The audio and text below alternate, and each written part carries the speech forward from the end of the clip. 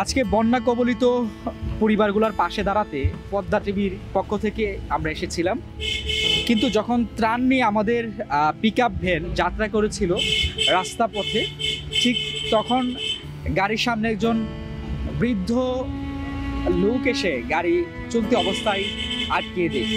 সবাই প্রথমে ভেবেছিলাম হয়তো বা উন্মাদ কোনো একজন ব্যক্তি, পাগলাটে কোনো একজন লোক যিনি গাড়ি আটকিয়েছে, আর নয়তো বা অন্য কোনো একটা সমস্যা হয়েছে তাই উনি গাড়ি আটকিয়েছে।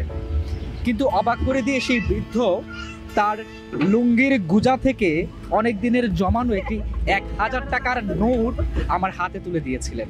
আমি অবাক হয়ে সেই বৃদ্ধ বাবাকে জিজ্ঞেস করেছিলাম, চাচা এটা দিয়ে আমরা কি করব, কেন দিচ্ছেন?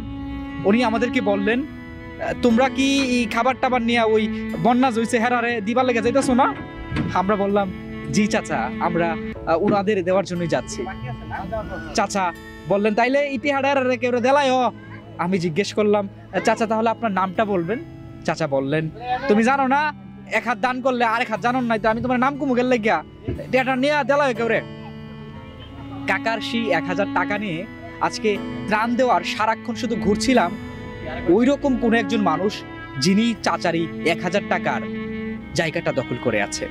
ঘুরতে ঘুরতে এই বন্যা কবলিত এলাকাগুলোর এমন একজন মানুষকে হয়তো বা খুঁজে পাবো আমরা, এবং ওনার হাতে সেই চাচার দেওয়া, ওনার লুঙ্গির গুজায় অনেক দিনের জমানো পই পই করে জমানো সেই টাকার একটি অংশ সেই বন্যা কবলিত মানুষগুলার হাতে হয়তো বা তুলে দিতে পারবো আমরা। সবচেয়ে ইন্টারেস্টিং বিষয় যে এই ভিডিও রেকর্ড করার একটি কারণ, সেটা হচ্ছে আমাদের মানবতা, বিবেকবোধ, মনুষ্যত্ব, মানুষ মানুষের জন্য, এটি তার বাস্তব তিক্ত প্রমাণ। এইভাবেই মানুষ মানুষের পাশে দাঁড়ায়, ধর্ম বর্ণ নির্বিশেষে। এইভাবেই আমাদের বৃদ্ধ চাচারা, বৃদ্ধ বাবারা আমাদের জন্য হয় পথ প্রদর্শক, আর আমাদের জন্য হয় আগামীর নির্দেশক, যেন আমরা আগামীতে মানব জাতি আর নিজের জাতি আর নিজের দেশ আর নিজের দেশের মানুষের পাশে বিভিন্ন দুর্যোগ মোকাবেলায় দাঁড়াতে পারি। বাংলাদেশ তার সৃষ্টির শুরু থেকেই বারবার প্রমাণ দিয়ে আসছে, যে প্রান্তে থাকি না কেন দিন শেষে অধিকারের সময় আমরা এক সুতোয় গাতা। ৭১-এর যুদ্ধ আমাদেরকে শিখিয়েছে, আমাদেরকে এই ২৪ সালের স্বৈরাচারী শাসক পতনের যাত্রায় শিখিয়েছে, আর এখনই বন্যা কবলিত মানুষের পাশে ত্রাণ এবং বিভিন্নভাবে সহযোগিতার মাধ্যমে এই বাঙালি জাতিকে শিখিয়ে দিচ্ছে আমরা তোমাদেরই অংশ। অভিমান ভুলে ধর্ম বর্ণ নির্বিশেষে এই দেশটাই আমাদের ঢেলে সাজাতে হবে আমাদের।